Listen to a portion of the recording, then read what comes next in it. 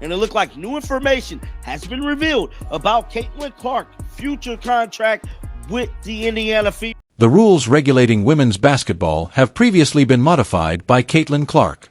But what if I told you that her rookie contract may have a revolutionary twist? The Indiana Fever's recent disclosure of startling new details about her future has caused a seismic upheaval in the WNBA. Could Clark set compensation records and compel the league to make drastic changes to its regulations? There is more than one player in this tale. It concerns the future of the WNBA. By the conclusion of this film, you'll understand why Clark's deal is making a stir in the sports world. Everybody, Caitlin Clark's new contract is already in the works, bruh. The Indiana Fever is not wasting no time with making sure they dot their I's and cross all the T's when it comes to keeping Caitlin Clark on this Indiana Fever basket. The Indiana Fever are under pressure to secure Caitlin Clark's future with the franchise because of her undeniable impact on the WNBA. The league is facing a situation it has never faced before, and her rookie salary of $76.5535 is definitely a tiny fraction of her worth. A single player who generates more revenue, attention, and excitement than whole teams put together. They are allegedly working behind the scenes on a historic agreement, according to recent leaks from the Fever's camp. The worst thing, however, is that they are having problems due to outdated league rules. Now, we know she's still on a rookie contract for the next couple years. But one thing I can tell you that I know definitively is that the organization is working on a massive contract for Caitlin Clark's future contract. The numbers are accurate. This season, Clark is in command of 26% of all WNBA operations. With her name linked to 1 out of every 6 WNBA ticket purchases, a rookie straight out of college is accountable for almost 25% of the league's earnings on her ERS. She is not only a participant. The Fever are aware that they cannot afford to lose her since she is a sensation. Now, we know Caitlin Clark is ultimately going to be the person to yay or nay whatever solution they come up with. So they got to do everything in their best interest to get ahead of this thing way before it ever comes up. So word on the street is that the Indiana Fever is putting together proposals and putting together different things under the WNBA rules that they can for Caitlin Clark's new contract. The Fever drew over 300,000 spectators to their games this season alone because to Clark topping the charts and her jersey selling out quicker than the league can resupply. Additionally, there was an incredible 300% spike in viewing, with 45% of those viewers turning in just for Fever games. These numbers are more than simply figures. They show that Clark is more than simply a basketball player. The sport is being revolutionized by her. But this is the problem. The NBA's collective bargaining agreement. Regardless of Clark's worth, the current CBA bars rookie salary and limits what clubs can pay. The team is forced to use a system that was developed long before a player of her quality showed here. Clark's maximum earning potential is around $241,000. That is nothing compared to what she is earning. The Fever is known to Clark and the league, but because the rules haven't been altered, everyone is desperately searching for solutions. The Fever is making every effort to retain Clark in Indianapolis, according to the information that was released. They are considering creative incentives, performance bonuses, endorsement agreements, tie-ins, and more. However, these efforts seem to be band-aid fixes for a much bigger issue. Clark's remarkable accomplishment is bringing attention to how outdated the league's wage structure is, which is gravely wrong. In addition, she has had a financial influence on Indianapolis. According to studies, her mere presence has generated an estimated $36 million in revenue, which is comparable to hosting significant events like the NC Final Four. In addition to healing the city, Clark's salary is lower than that of many individuals in entry-level corporate jobs. This disparity is inevitable and is sparking a long-overdue conversation. In contrast to the NBA, Clark's $338,000 four-year rookie deal seems absurd. The first overall pick in the 2024 NBA draft, Victor Wembanyama, is earning $13 million in his first year alone, nearly 40 times more than Clark would earn for the course of her rookie deal. The striking discrepancy raises a crucial point. The Fever have a little window of opportunity to advocate for revisions that would enable them to grant Clark a deal commensurate with her accomplishments, since the CBA is scheduled to expire in 2025. However, transformation takes time, and the longer this goes on, the more likely it is that Clark will search for other options. With so little financial incentives, how can the WNBA hope to draw in and keep elite players? According to reports, the Fever are preparing for a confrontation because they know they will have to go above and above to retain Clark. However, the league's regulations are impeding their progress. The most amazing thing is the ripple effect, whether you're playing in a rival league overseas or even quitting the WNBA entirely. Clark has shown that there is a market for women's basketball and that, given the chance, people would go to games and spend money. But the league runs the danger of squandering the momentum she has gained if it cannot adapt to this new reality. And let's be honest, this issue affects all sports, not just the WNBA. A societal problem. The way we see women's sports and the athletes who dedicate their lives to them is fundamentally affected by this issue. Why does a player who has contributed so much to her league earn less than the average American household?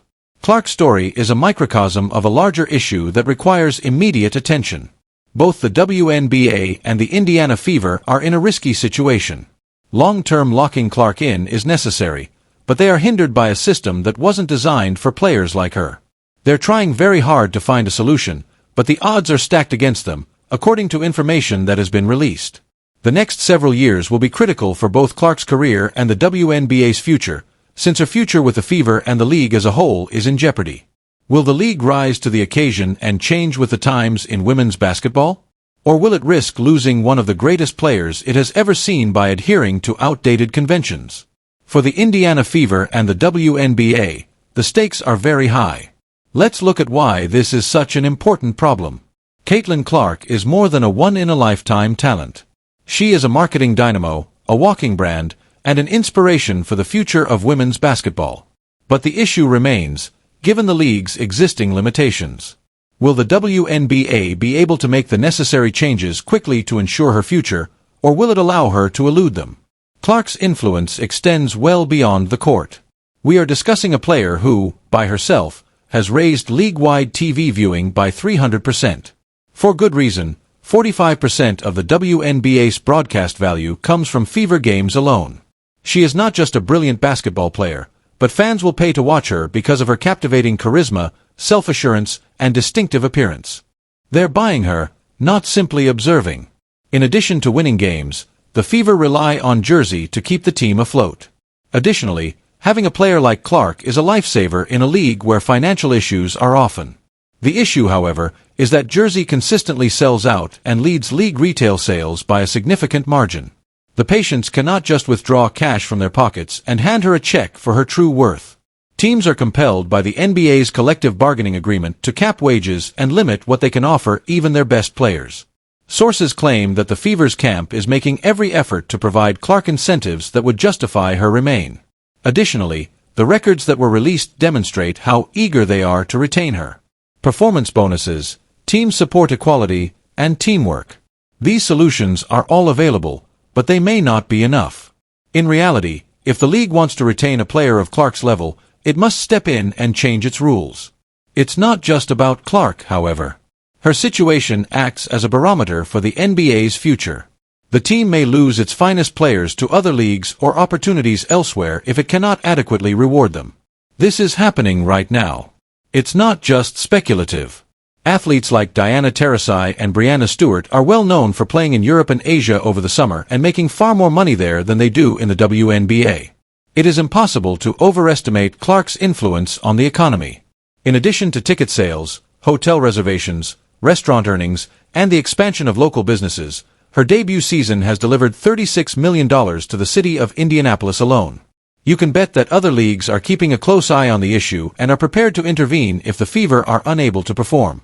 Clark hasn't ruled out these alternatives. Losing Clark would be a catastrophic loss for a city like Indianapolis, which has always taken pleasure in being a center for athletics. Both the Fever and the WNBA are aware of this. Keeping Clark in Indianapolis is crucial to maintaining the league's momentum in spite of the challenges. The league has a responsibility to both its clubs and the communities it represents. The existing laws limit Clark's earning potential at $241,000, even once her rookie contract ends. When compared to her market worth, this sum is little. Even if endorsement contracts may help bridge the gap, they won't be enough to compensate the league for her true value. The Fever tactic becomes essential at this point. Rookie salary are capped at $76.55 by the NBA's collective bargaining agreement, which is in force until 2025. The leaked records show that they are already striving to protect her future, despite the limitations of the current CBA.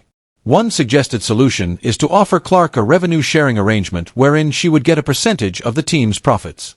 For the WNBA, this would be a groundbreaking move that may set an example for other clubs and athletes. However, even this idea is not without its challenges. The league and its owners, a group that hasn't historically been open to change, must approve revenue-sharing agreements, which are infamously hard to arrange. According to reports, the Fever are also investigating the potential of a long-term endorsement deal directly related to the club, which would enable them to indirectly pay Clark by collaborating with companies that enhance her reputation. Although this is an innovative method, there are hazards involved. First, it is predicated on the idea that companies will continue to find value in being associated with the Fever. This is a risk if Clark's star power ever wanes, but it is a safe bet as long as she is around. Finally, there is the matter of Clark's own priorities. She has so far avoided most of the hoopla surrounding her contract status in favor of concentrating on her game. She's not a fool, however. She has choices and is aware of her value.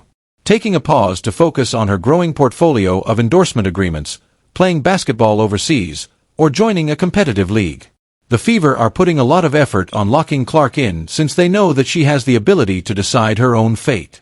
The league as a whole would suffer if they were unable to do this, however.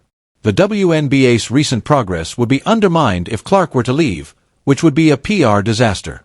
Additionally, it would make a strong statement to other players. What chance is there for anybody else if the league can't retain its greatest star? Clark's situation demonstrates how far the WNBA still has to go to prove that it is a viable professional option for female athletes. Perhaps the most annoying part of the solution is that the league must alter its salary structure. Simply said, the present system, which was designed to promote equality and financial stability, is holding back those like Clark who have the potential to elevate the sport to new heights. It's a perfect illustration of how short-term thinking obstructs long-term development. The WNBA may create a positive feedback loop by investing in its players, which would lead to better performance, more viewers, and ultimately bigger profits. However, transformation requires time, and time is of the essence. In addition to Clark's rookie deal, the league's ability to show that it can sustain its stars is also in jeopardy. Despite their best efforts, the Fever are constrained by the existing system. Additionally, the WNBA runs the danger of losing the very players who may salvage it if they don't take the initiative and implement the necessary adjustments. Caitlin Clark's narrative goes beyond basketball to examine what occurs when talent marketability and outdated institutions combine. It's a story of growth and opposition, opportunity and frustration. And it's a narrative that will be significant in the years to come, not only for Clark but also for the WNBA overall. Whether the league succeeds or fails will determine how women's basketball develops in the future. In addition to being a player, Caitlin CLK is a force of nature and a movement that commands attention. The Fever and the WNBA are aware of this, and soon everyone in the sports world will be too.